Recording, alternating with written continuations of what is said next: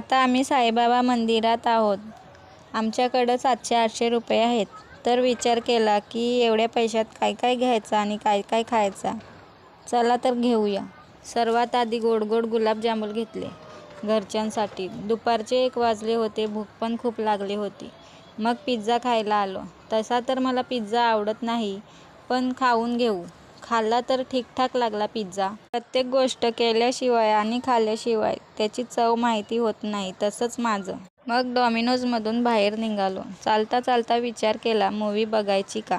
मन बोलला नको, दुसऱ्या वेळेस येऊ. मूव्हीचा विचार करता करता पडता पडता वाचली. चालता चालता पुढे बघितला तर भिवंडी महानगरपालिकेच्या समोर एवढी गर्दी आणि बँड कशासाठी?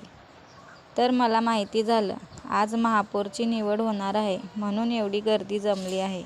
पुढे आलो तर मस्त अशी थंडी थंडी लस्सी घेतली. लस्सी पिऊन बरं वाटलं. चालून चालून खूप दमलो होतो. आज आम्ही साईबाबा मंदिराकडनं चालत चालत घरी चाललोय. ट्रॅफिक खूप होती, म्हणून विचार केला चालता बोलता आम्ही कसे मार्केटात पोचलो. भैयाकडनं टरबूज घेतले आणि ज्यूस पिऊन घरी निघालो. आजचा ब्लॉग कसा वाटला कमेंट करून नक्की सांगा. भेटूया पुढच्या ब्लॉगमध्ये. Bye bye.